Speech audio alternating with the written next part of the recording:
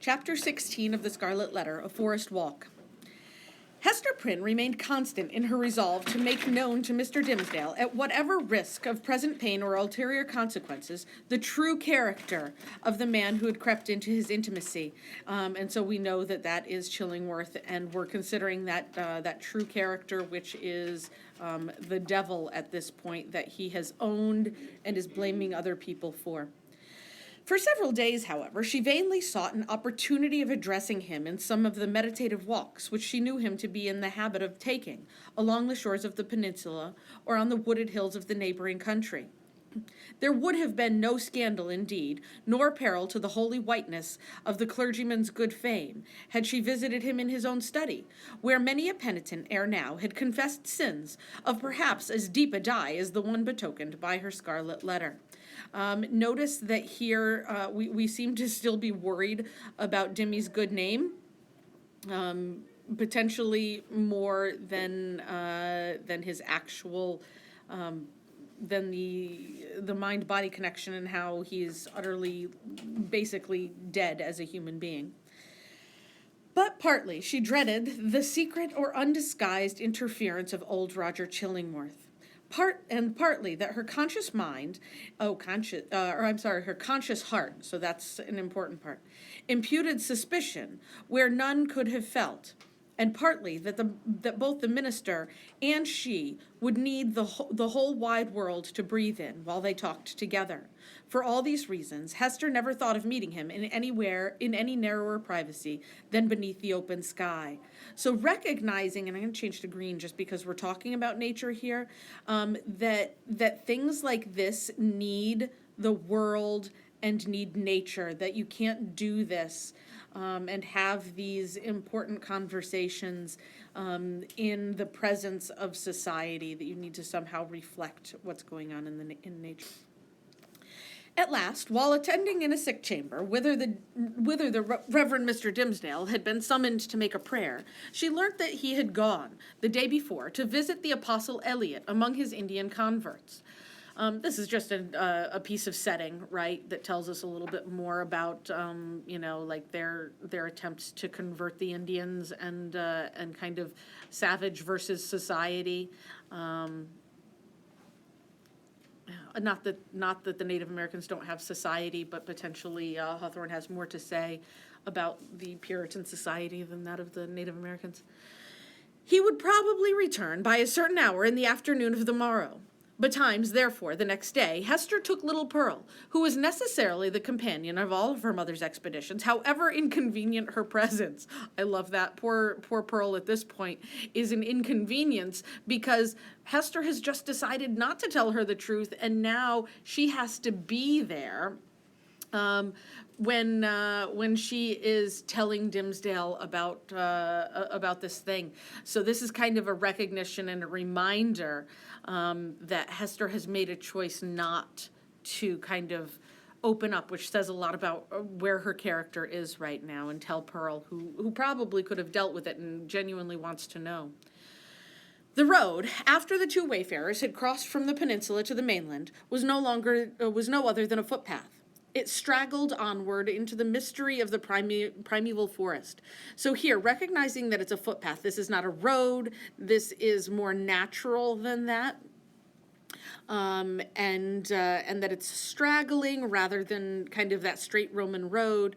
And then we've got this mystery of the primeval forest, that this is untouched and very, very close to kind of how Hawthorne's going to look at it as God, or Mother Nature, or however you want to look at it, closer to how he kind of intended it and started it.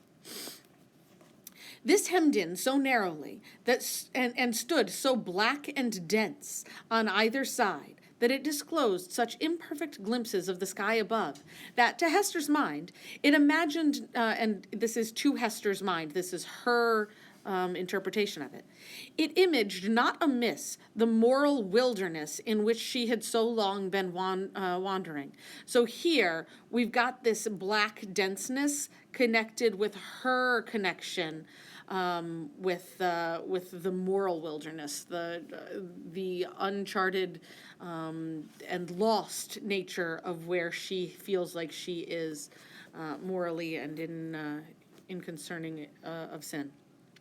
The day was chill and somber. Interesting to use the word chill there, that we know is connected with Chillingworth, because she is going to out Chillingworth, and so a recognition of kind of that evil there.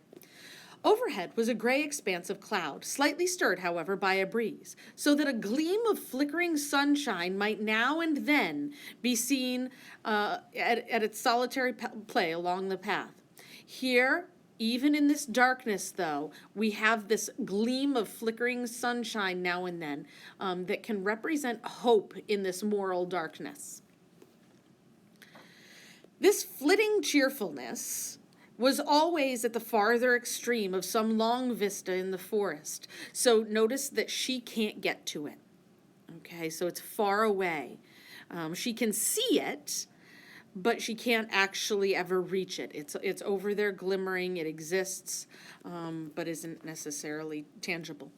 The sport of sunlight, feebly sportive at best, in the predominant pensiveness of the day and scene. We've got some alliteration there, which the sport of sunlight and the predominant pensiveness kind of echoes that playfulness, right? And that natural kind of sing-songiness of the day. Withdrew itself as they came nigh, and left the spots where it had danced the drearier, because they had hoped to find them bright. So here we can recognize this as potentially the change, a recognition of the change that has happened to Hester, that where she used to be bright, where she was a bright spot and herself, that ever since she's put this A on, she's been in the dark and in this moral wilderness. Is one way that one could potentially read this dark and light here. Mother, said little Pearl, the sunshine does not love you. This is such an important line and idea that we are going to get throughout this chapter, and we have to ask, why? Why is the sunshine running away from Hester, and why is Pearl noticing it? It runs away and hides itself because it is afraid of something on your bosom. And remember, she still has no idea what the heck that is, but just that's what's keeping Mom in the dark, right? And that if she would only somehow acknowledge or do something regarding that, that she might be able to get to the light again. Now see, there it is, playing a good way off. Stand you here and let me run and catch it, because we know that Pearl can. I am but a child. It will not flee from me, for I wear nothing on my bosom yet. Here, that word right there, that yet, right, this is really complex in the recognition that children are innocent, and I can't fit that word there, but that children are innocent and haven't had a chance to sin yet. So she is recognizing that at some point with this yet, that sin will come.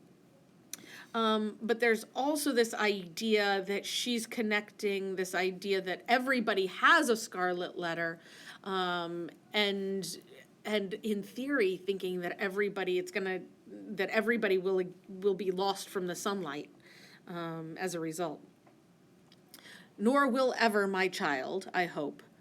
And so recognition that there's a confusion there. And why not, Mother? Asked Pearl, stopping short, just at the beginning of her race. Will it not come of its own accord when I am a woman grown? This is hearkening back to some of that feminist talk that we got 2 chapters ago, that all women are somehow branded, that there's this assumption that all women are branded as somehow dirty and sinful. And she kind of assumes that someday society will see her that way as well. Run away, child, and catch the sunshine. And that's a recognition that in order to be in the sunshine, we somehow have to run away, and run away from what? Potentially society and where they are, right? It will soon be gone. Pearl set forth at a great pace, and, as Hester smiled to perceive, did actually catch the sunshine. So we recognize that she can be in the light, and stood laughing in the midst of it, all brightened by its splendor, and scintillating with the vivacity excited by rapid motion. So here, that vivacity, that means aliveness, right? So we are recognizing how alive Pearl is, and we can contrast that with all of the imagery that we've seen with Chillingworth, with Dimmesdale, with Hester, etc. The light lingered about the lonely child. This loneliness also seems to be key to Pearl's character, and somehow maintains her innocence in some ways. As if glad of such a playmate, until her mother had drawn almost nigh enough to step into the magic circle too. The idea of circles and magic circles is going to repeat as a motif in this chapter, so we'll keep our eyes out for that magic circle as well. And it might not be just in this chapter, it may be throughout. It will go now, said Pearl, shaking her head. She knows. See, answered Hester, smiling, now I can stretch out my hand and grasp some of it. Ooh, this is hope. She hopes that she can, but no, as she attempted to do so, the sunshine vanished. So sad. Or, to judge from the bright expression that was dancing on Pearl's features, her mother could have fancied that the child had absorbed it into herself and would give it forth again with a gleam around her path, as they should plunge into some gloomier shade. So this is an interesting idea that she can somehow take the goodness with her, that the goodness is internal, that the light is inside of her, so that even when bad things happen, that she can still carry that sunshine. All of this reminds us, all of this kind of playing with the sun reminds us of the imagery in the governor's mansion, where she says, you must catch your own sunshine. And so here we actually see her catching her own sunshine, that it is true, as that chapter said, that Hester cannot actually, that she actually has none to give. There was no other attribute that impressed her with a sense of new and untransmitted vigor in Pearl's nature as this never-failing vivacity of spirits. And that's a key to that characterization of Pearl again. She had not the disease. Stop for a second. So she had not the disease of sadness, which almost all children in these latter days inherit with the scrofula, which is just a disease, from the troubles of their ancestors. So here we're considering what are the troubles of the ancestors, and there seems to be some kind of connection to society here. That everybody else kind of gets, and how we can get that is recognizing that almost all children get it, but Pearl doesn't. How is she different? She has grown up alone. Perhaps this too was a disease, and this is really, really important to recognize, that he is connecting this sadness as a disease, and it's not natural. That actually, like, healthy equals happy. But the reflex of the wild energy with which Hester had fought against her sorrows before Pearl's birth.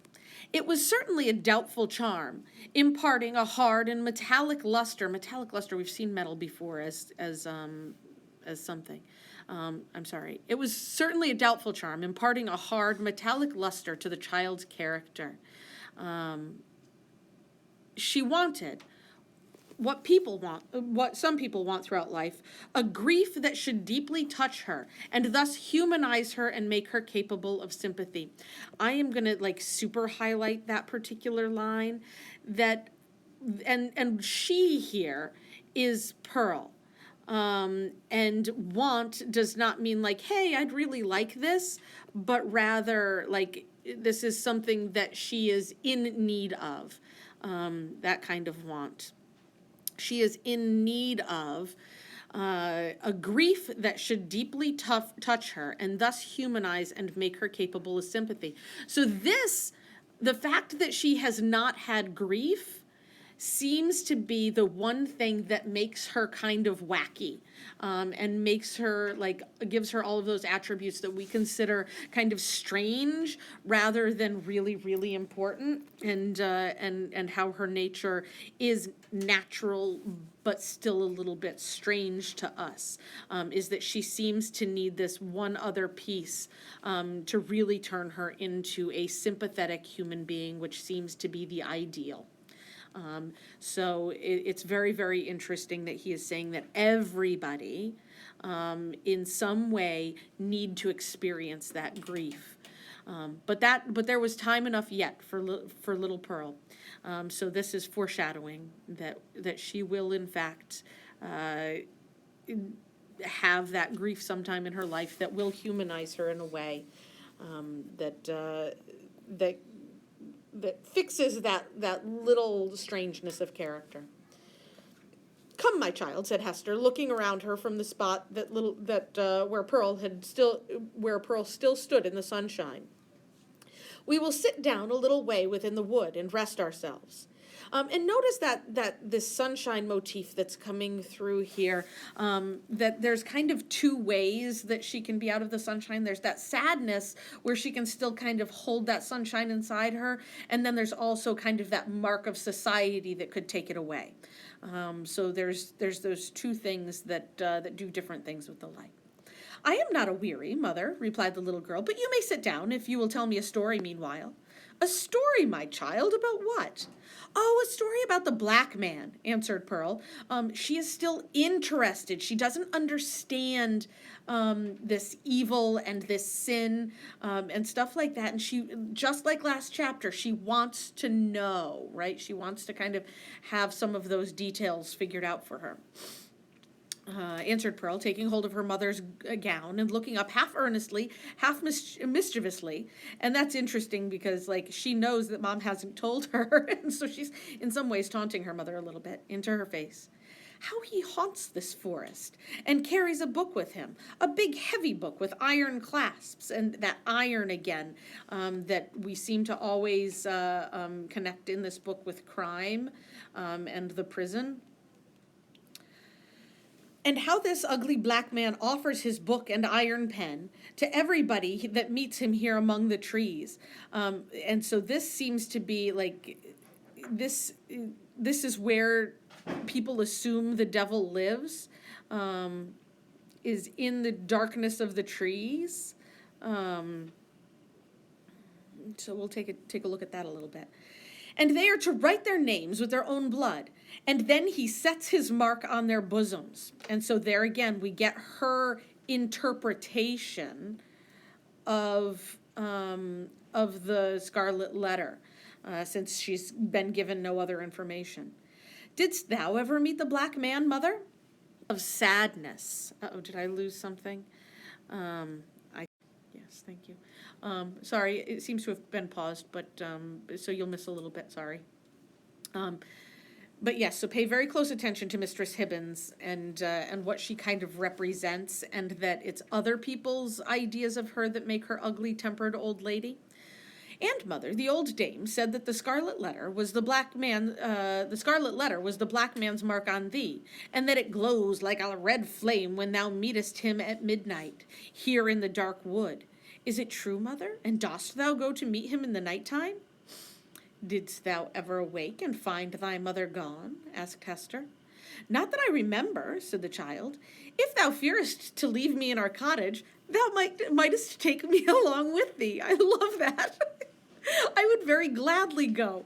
But, mother, tell me now, is there such a black man? And didst thou ever meet him?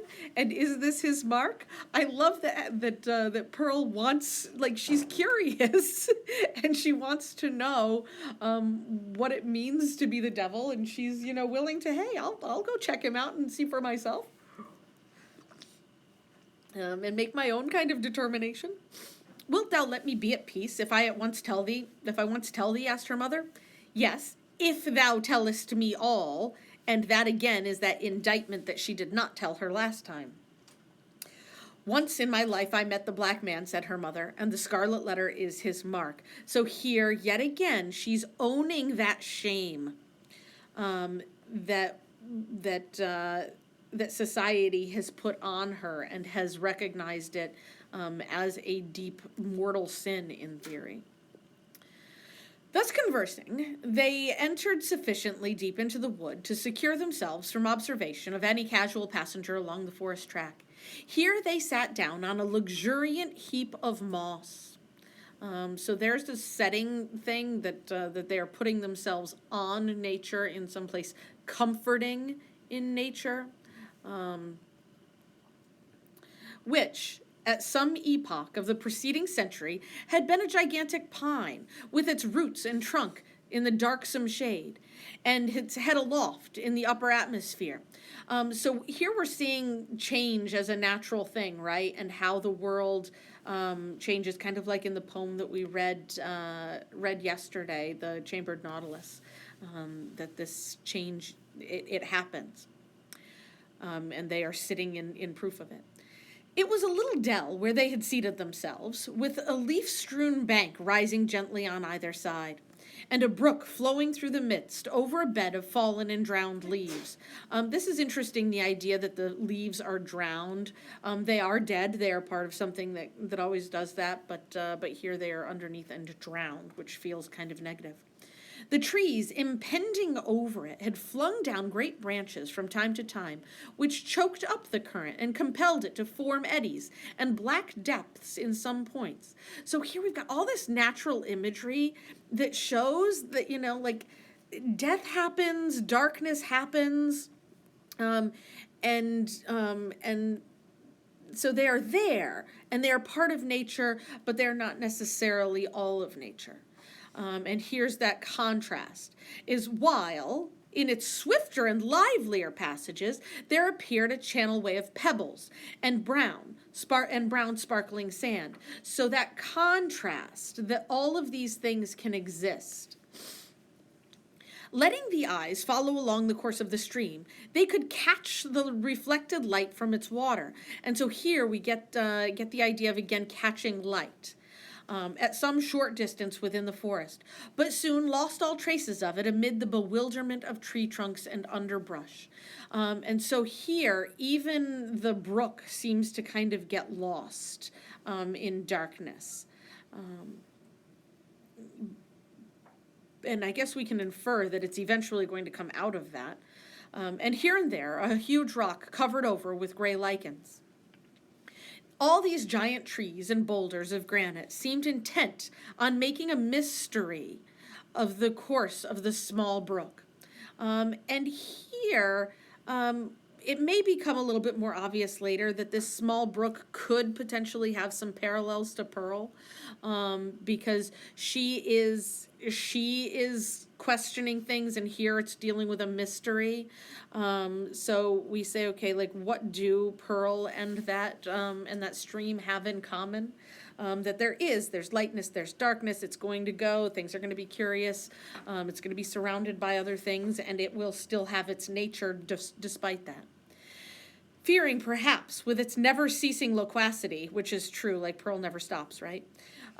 It would whisper tales out of the heart of the forest whence it flowed, or mirror its revelations on the smooth surface of a pool. So again, we've got all of this changeness, all of this idea that that things can be different depending on their circumstances, and things are not always just one steady thing. Continually, indeed, as it stole onward, the streamlet kept up a babble, so still again talking, kind, quiet, soothing, but melancholy, like the voice of a young child, and there we go, that's the direct connection, that was spending its infancy without playfulness, and knew not how to be merry among sad acquaintance and events of somber hue. So here, this playfulness that Pearl has in her is necessary, right? And we need to play and find ourselves in that way. In the book, there's a side note that says that Pearl has found a happy friend here, which I think is utter garbage, because this brook is not particularly happy right here. Oh, Brook, oh, foolish and tiresome little Brook, cried Pearl after listening a while to its talk. Why art thou so sad? Pluck up a spirit and do not be all the time sighing and murmuring. So again, she wants all that happiness all the time, but she's never experienced any of that darkness yet. So she kind of expects always things to be a certain way, and for the brook to always be happy. But the brook, in the course of its little lifetime among the forest trees, had gone through so solemn an experience, and that's what he was saying, right? You've got to experience a deep sadness, that it could not help talking about it, and seemed to have nothing else to say. Pearl resembled the brook more and here, like where he was being subtle before, he's not going to be subtle anymore, inasmuch as the current of her life gushed from a wellspring as mysterious, and had flowed through the scenes shadowed heavily with gloom. So now he's telling us exactly what all of that imagery and symbolism that he meant before, that those trees can, and darkness can be, the things that we don't understand about society and the gloominess of sin and punishment and stuff like that. But unlike the little stream, she danced and sparkled and prattled airily along her course, because she has not yet had that solemn experience, right? What does this sad little brook say, mother? Inquired she. If thou hadst a sorrow of thine own, and there again, that's that experience, right? That solemn experience that's going to bring her to humanity, and that common feeling of recognition of sorrow. The brook might tell thee of it, but she's not ready to hear it yet, right? Because she does not understand those heavy things. But I'm going to underline yet, because at some point she will be. Answered her mother, even as it is telling me of mine. So since Hester has experienced sadness, she can understand and empathize with that brook. But now, Pearl, I hear a footstep along the path, and the noise of one putting aside the branches. I would have thee betake thyself to play, and leave me to speak with him that comes yonder. Is it the black man? Asked Pearl. She's wondering, and potentially, recognizing that there might be darkness coming. Wilt thou go and play, child? Repeated her mother, but do not stray far into the wood, and take heed that thou come at my first call. Yes, mother, answered Pearl, but if it be the black man, wilt thou not let me stay a moment and look at him and the big book under his arm? I love that curiosity. It's hilarious to me. She's adorable. Go, silly child, said her mother impatiently. It is no black man. Thou canst see him now through the trees. It is the minister. And so it is, said the child. And mother, he has his hand over his heart. She always notices that, right? Is it because when the minister wrote his name in the book, and she doesn't say if, she says when, right? When the minister wrote his name in the book, the black man set his mark in that place. So yet again, she is making that concrete connection between the two. And the idea that sin gets written on you physically. But why does he not wear it outside his bosom as thou dost, mother? That's a good question, and one that Hawthorne wants us to consider if one is better than the other. Go now, child, and thou shalt tease me as thou wilt another time, cried Hester Prynne. But do not stray far. Keep where thou canst hear the babble of the brook. The child went singing away, following up the current of the brook, and striving to mingle a more lightsome cadence with its more melancholy voice. So she's yet again contrasting with that brook. But the little stream would not be comforted, and still kept telling its unintelligible secret of some very mournful mystery. Oh, more alliteration, I love that had happened. Or making a prophetic lamentation about something yet to happen.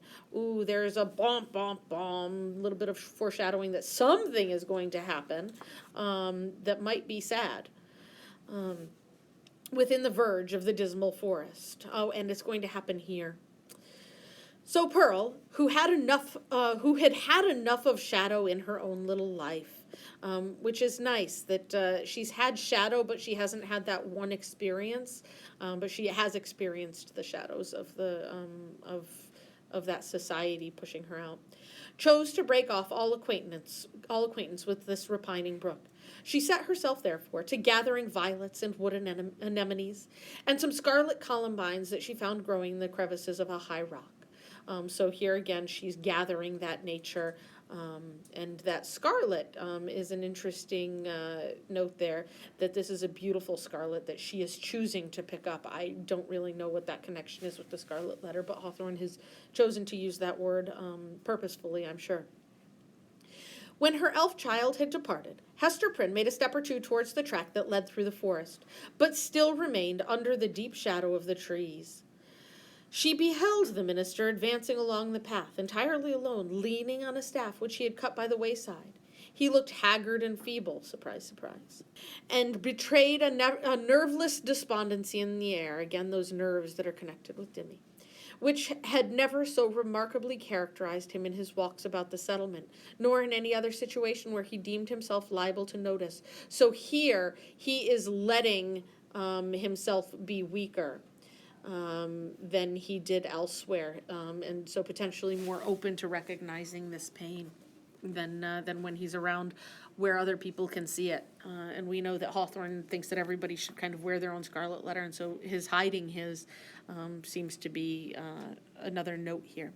Here it was woefully visible in this intense seclusion of the forest, which of itself would have been a heavy trial to the spirits. So he would be reading this darkness as, again, heaviness. There was a listlessness in his gait, as if he saw no reason for taking one step farther. So again, that hopelessness, and we wonder when he's going to give in to kind of death and everything else. Nor felt any desire to do so, but would have been glad, could he have been glad of anything, oh, poor Dimmy, he can't be glad of anything, to fling himself down at the root of the nearest tree and lie there passive forevermore. And he has been passive, so that's a nice connection, but willing to just throw himself down and give up.